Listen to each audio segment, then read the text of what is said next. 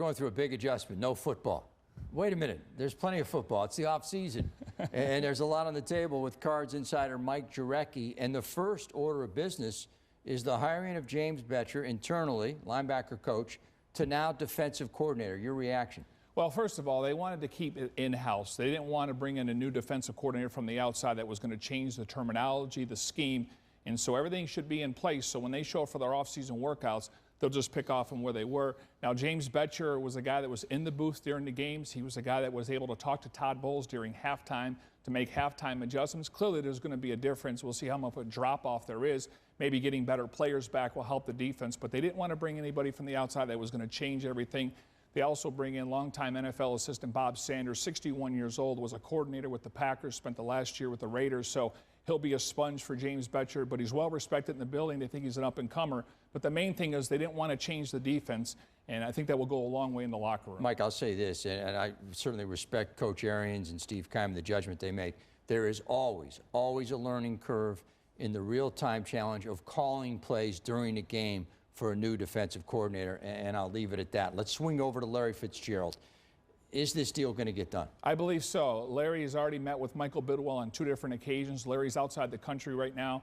He wants to be here. They want him. They're making a commitment to building a new locker room, a players' lounge, and so Larry feels like the future looks bright. It's just a matter of coming to terms, but I anticipate that will get done before March 10th. Darnell Dockett, does he stay? Does he go? Can they figure out a way to renegotiate? Question there becomes, is Dockett willing to take a pay cut, at least initially? You've been told no. Well, yes. I mean, it sounds like it, but I think he's got Drew Rosenhaus as his agent. I think he realizes if they're willing to extend him, and Bruce Arians and Steve Keim want him back, then I think something can be worked out.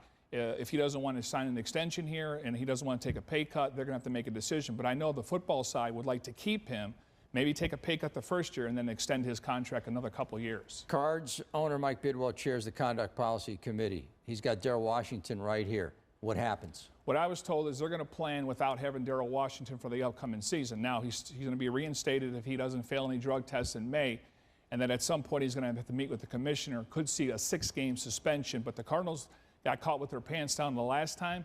This time around, they're going to plan without him. And the good news would be if he does get suspended, they'll have him back for the last 10 games. They plan on having him, but they're going to make plans without him. Needs in the offseason. Let's start with running back. What do you see?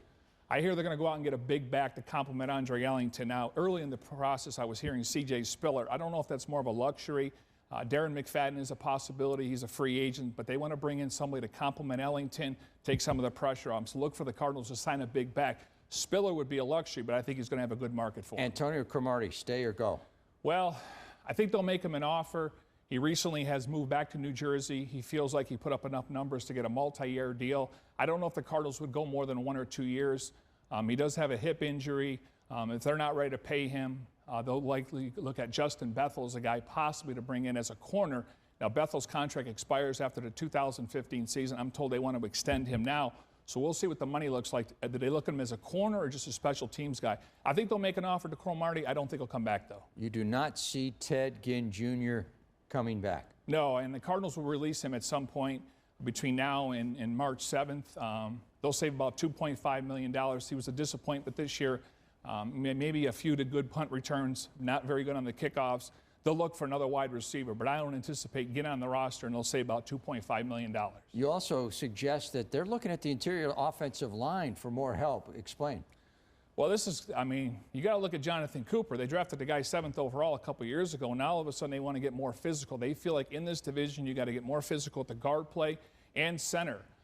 So listen, they still have Jonathan Cooper in the mix, Earl Watford. Paul Fanaik is a free agent. They would like to bring him back, but they want to upgrade there.